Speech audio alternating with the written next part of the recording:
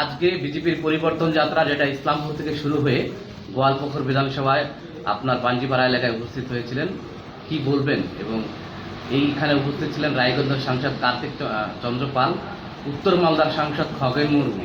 খগেন মুর্মু সাংবাদিকদের মুখোমুখি হয়ে বলেছেন ওনারা এই গোটা তৃণমূল যে দুর্নীতি করেছে তার বিরুদ্ধে পরিবর্তন চায়, বেকারদের কোনো কাজ নেই, মুসলিমদের মাইনরিটিদের শোষিত করেছে এই সরকার। কি বলবেন তার প্রতিক্রিয়া? সবথেকে প্রথম আমি আপনাকে আভার জানাচ্ছি আপনার নর্থ বাংলা চ্যানেলকে।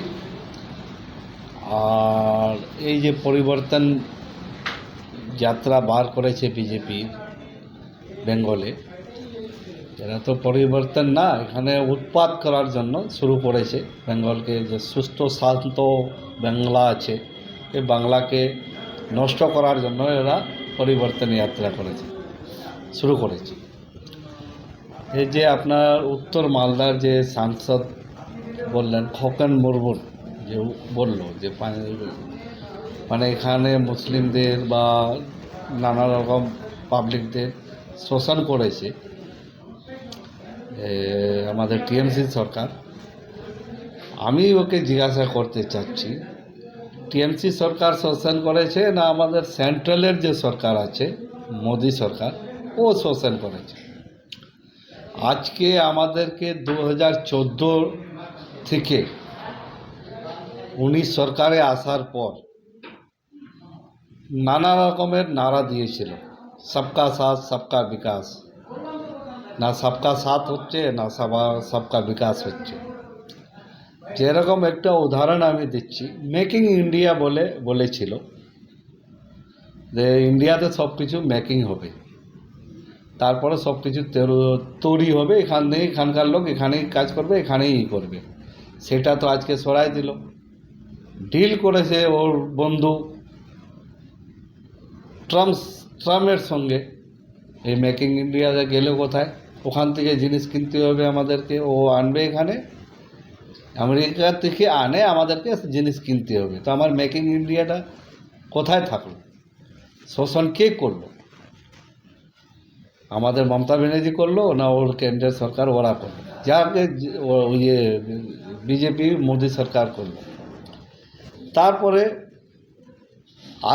আদিবাসীদেরকে শোষণ করলো। আজকে আদিবাসীদের জন্য যত রকমের ফ্যাসিলিটি আমাদের মমতা ব্যানার্জি সরকার দিয়েছে, আমি ভাবতে পারি না যে এরকম কোনো সরকার আদিবাসীদেরকে কোনো দিয়েছে। সব কিছু আমি প্রধান থাকতে করে যত স্কিম আছে ওদের জন্য আলাদা করে বলে ওদের নামটা আগে তোলার ব্যবস্থা করবে। এএসআইয়ের রিটার জন্য স্পেশালি আদিবাসী পাড়ার ইনকোয়ারিতে আমাদের ডিএম সাহেব আসছিল। আর তারপরে মুসলিমদের শোষণ তো মানে আমাদের বেঙ্গলে কি পুরো আমরা বেঙ্গলে সেফ আছি মুসলিমরা? না হলে যেদিকে কেন্দ্রের সরকার যেখানে আছে, যে স্টেটে আছে, সব মুসলিমদের শোষণ হচ্ছে। মুসলিমদের শোষণ মমতা সরকার করছে না, বিজেপি করছে। তারপরে আমাদের সুষ্ঠু শান্ত বাংলাকে খারাপ করার জন্য, বাতাবরণ খারাপ করার জন্য, এখন ইলেকশন আসছে, তার বাতাবরণ খারাপ করার জন্য সেদিনকে আমাদের পাশে ইসলামপুরে এই পরিবর্তন যাত্রার একটা ওরা র্যালি করলো, সম্মেলন করলো, যেখানে নীতিন নবীন ওদের রাষ্ট্রীয় কেন্দ্রের সভাপতি ছিলেন। উনি আসে বললেন ইসলামপুরকে উনি ঈশ্বরপুর করে দেবে। তো এটা কি বলে গেল? বাংলাকে সুস্থ থাকার জন্য না অসুস্থ থাকার জন্য? এই যে এসব এরিয়া আছে আমাদের উত্তর দিনাজপুর, যে শান্ত এরিয়া আছে একটা বাইরে থেকে লোক আসলো, ওরা যেরকম ইউপি বিহারে করে সেই হিসাবে আসে, এখানে বলে চলে গেল। এখানকার লোক হিন্দু হোক, মুসলমান হোক, খ্রিস্টান হোক, আদিবাসী হোক, শিখ হোক, সবাই সুস্থ, সব ভালো মতন থাকে। সেদেরকে একটা কথা রেখে চলে গেল, একটা বীজ বয়ে চলে গেল। আমাদের মধ্যে যেগুলা হিন্দু মুসলিম যে সুস্থ সবার সবগুলা ব্যবহার যদি ভালো, সব পরবে হিন্দু মানে দুর্গা পূজাতে মুসলমানরা যায়, ঈদে হিন্দুরা আছে, মহরমে হিন্দুরা আছে, আমরা মুসলমানরা হিন্দু মুসলমান সবাই শিখ ইসাই সবাই যে একসাথে সুস্থ ভালো এই উত্তর দিনাজপুরে আমরা থাকি, ইসলামপুরে থাকি, গোয়ালপুকুরে থাকি, চোপড়ায় থাকি, চরণদিঘিতে থাকি, সেটাই আমরা থাকে এখানে সুস্থ থাকি, সেটা বাতাবরণ খারাপ যেন ওনার যে রাষ্ট্রীয় অধ্যক্ষ আছে এই কথাটা বলে গেল, সেটা তো আমার হিসাবে ঠিক বলে যায়নি। ওরা এইরকম ভাষা পুরো বেঙ্গলেই বলবে ইলেকশন জেতার জন্য, যে আমাদের বেঙ্গলের লোক হিন্দু মুসলিম এক জায়গায় এক সবাই থাকে, ব্যবহার সুস্থ হয়ে থাকে। 2014 অবধি খালি ওদেরকে একটাই আছে, সব দেখবেন এখানে বেঙ্গলে কি বলবে না বলবে, কিন্তু বাইরের যতগুলো নেতা আসবে ওরা শুধু একটাই বলবে, सनातन को रक्षा कीजिए, सनातन को रक्षा कीजिए। सनातन को कौन रक्षा करेगा भाई? हिंदुस्तान का हर एक नागरिक का रक्षा करने का जिम्मेदारी अभी वर्तमान जो प्रधानमंत्री है उनका है। तो सनातन का भी उसको रक्षा करना पड़ेगा, मुसलमान का भी रक्षा उसको करना होगा, ईसाई का भी रक्षा उसको करना होगा, और सिख का भी उसी को रक्षा करना होगा। इसी के इस पे वो चलेगा, सुस्त भारत हम लोग का प्यारा हिंदुस्तान बनेगा। एक आदमी अभी बंगाल में आकर के सिर्फ अभी आपका जो यहाँ का जो अभी पश्चिम बंगाल स्टेट में जो ओपोजिशन का नेता है शुभेंदु अधिकारी, उसके मुंह में हिंदू हिंदू हिंदू छोड़ के और दूसरा लफ्ज़ नहीं है, तो कैसे बंगाल शांति रहेगा? अभी जो आपका हम लोग देख रहे हैं अब क्या है नहीं है, इलेक्शन कमिश्नर का क्या मैटर है हम लोग समझ नहीं पा रहे हैं, लेकिन अभी हम देख रहे हैं, ये बोलना नहीं चाहिए लेकिन हमको बोलना पड़ रहा है, ये मजबूरी है, जो कुछ कुछ वार्ड में कुछ इसमें जो हम लोग एसआईआर का जो अभी वोटर लिस्ट का ये हुआ, ज़्यादातर इसमें मुस्लिम लोगों का ही आया है, बंगाली या हिंदू या बोल करके इस सबको नहीं आया है एसआईआर में। यहाँ थोड़ा कुछ हम लोग को संदेह है, अब क्या है नहीं है वो तो अब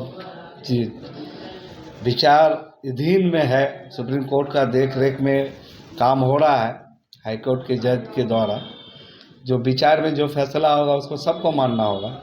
हम लोग हिंदुस्तान के आदमी संविधान में विश्वास रखते हैं, संविधान के इस पे हम लोग रहेंगे। बीजेपी जो बंगाल में शासन करना चाहता है, लेकिन यहाँ का कल्चर जो आर्ट ये नहीं समझ सकता, बाहर से जो यूपी गुजरात से नेता आके बंगाल का जो नाम है वो पकड़ नहीं पाता है। हमने देखा इस्लामपुर में उनका राष्ट्रीय अध्यक्ष ऐसे भाषण दिया कि अगर बीजेपी को बंगाल शासन करना चाहिए तो आपका क्यों नहीं लगता बंगाल से कोई लीडर उठना चाहिए? शुभेंदु अधिकारी का नाम आपने बोला, वो तो टीएमसी से बीजेपी के में गया, क्या लगता है क्या खामियां रह जाएगी बीजेपी में?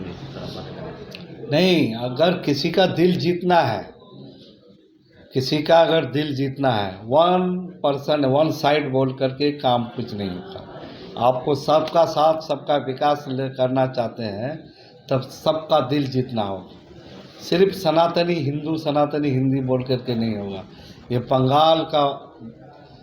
बंगाल का धरती है, यहाँ पे हिंदू मुस्लिम सिख ईसाई सब कोई रहते हैं, और सबका दिल जीत करके अगर जीत पाइएगा आप लोग तो ज़रूर यहाँ का सरकार मुसलमान भी आप लोग को देख सकता है, लेकिन मेरे ख्याल से तो नहीं होगा कि यहाँ पे हम लोगों का जो बंगाल का शेरनी ममता बनर्जी है वो इनफ है, वो हम लोग के लिए जो भी करती है बहुत ही अच्छा करती है, इसीलिए उनके मुकाबले में कोई नहीं है जो जितना सबका दिल जीत के रखा है। ग्वालपुर का एमआईसी साहब का भी नाम अब अंडर जुडिशिएशन में आया है। हम लोग का मीडिया वाले प्रश्न किए थे, खगेन मुर्मू उत्तर मालवा का सांसद, वो बोला आप बीडीओ आपका एडीओ आपका जो डीएम आपका सब कुछ सिस्टम आप वेस्ट बंगाल सरकार का, फिर भी हम लोगों को विलम्ब करके कोई फायदा नहीं, क्या बोलना चाहिए सर? ये तो सरासर गलत बोल रहा है। अगर वीडियो हमारा रहता ऐसा है, अगर वीडियो हमारा रहता, आज मैं सुनने में आ रहा है मुझे, जो अगर हमारे अधिकारी के अंदर में होता तो अलीपुर द्वार का एक वीडियो है, उसका नाम क्यों बात होता? तो ये तो लोग इलेक्शन कमिश्नर क्या चाल खेल रहा है मैं तो पहले ही बोल चुका हूँ। अंडर एजुकेशन में मेरा भी नाम है, मैं यहाँ का पंचायत का मेंबर भी बना हूँ 15 साल से, 3 टर्म का मेंबर हूँ, आज अभी प्रधान के पद में हैं। और मुझे अगर मैं यहाँ का नहीं होता, यहाँ का इंडियन नागरिक नहीं होता, तो मुझे वो प्रधानशिप का एक सर्टिफिकेट मिलता है, वो कैसे क्यों मिला। और ये इलेक्शन कमिश्नर का एक चाल है जो हम पहले ही बोल दिए, जो किसी तरह से नाम काट करके बीजेपी सरकार को लाने चाहे। लेकिन मैं ये कह रहा हूँ, नाम बात जगह जो यहाँ के खास लोग हैं, जो इसी मिट्टी में पैदा हुआ, जैसे हम लोग इसी मिट्टी में पैदा हुए, इसी मिट्टी में रह जाएंगे। हमारा नाम को आप अगर इसमें डाल दीजिए अंडर एजुकेशन इसमें, तो इस चीज़ को मानने वाली बात तो नहीं है ना, इसको तो हम लोग मानेंगे नहीं। लेकिन इसी के कारण यहाँ का बंगाल के लोग जाग चुके हैं। बंगाल के लोग आपको किसी भी दम में, आप लोग जितना भी दम लगा लीजिए, ईडी सीडी ईसीआई, चाहे जिस तरह से बात कर लीजिए, जितने नेता उतर जाइए, बंगाल के लोग ममता छोड़ के कोई बात नहीं बोल रहा है। बीजेपी जो मेन सवाल कर रहा है, जो आरोप लगा रहा है आप लोगों को बेरोजगारी के मुद्दे पे, वो बोल रहा है अभी अगर अमित शाह कुछ दिन पहले दक्षिण बंगाल में एक प्रोग्राम में कहा, अगर वो बीजेपी शासन पे आता है तो पहले 7 पे कमीशन जो होता है वो सर्विसमैन को लागू कर देगा। क्या कहेंगे इस पर? पहले 2 करोड़ का रोजगार कहाँ है? पहले किसी सवाल करता है बेरोजगारी, तो उसका 2 करोड़ रोजगार कहाँ है सालन को? आज उनका 14 मोटा मोटे 12-13 साल और सरकार में होता है, 12 दूना 24 करोड़ नौकरी कहाँ? सरकार में तो वो ना आया था 2000 में 2 करोड़ रोजगार, 2 करोड़ नौकरी हर साल देंगे, वो कहाँ? यही अमित शाह बोला था, जुमलाबाजी है। बंगाल की गवर्नमेंट ममता बनर्जी तो बेरोजगारी के दूर करने के लिए तरह तरह का कोशिश किया जा रहा है।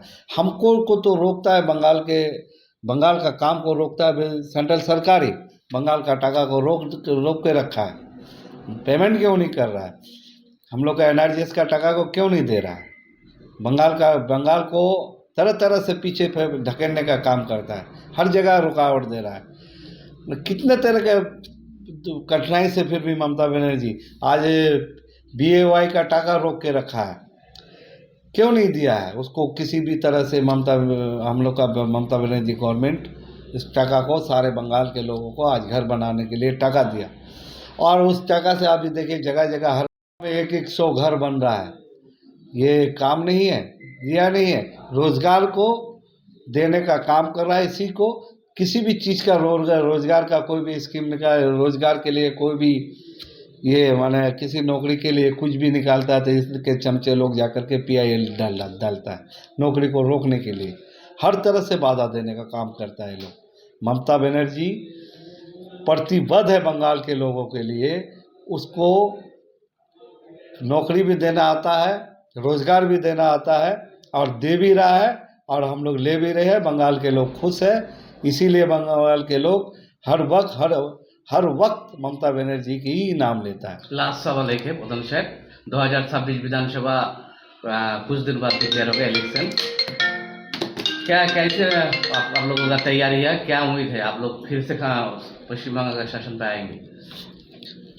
हर एक गांव में हर एक महिला तैयार है ममता बनर्जी के लिए, उसको दोबारा इलेक्शन 2026 में लाने के लिए।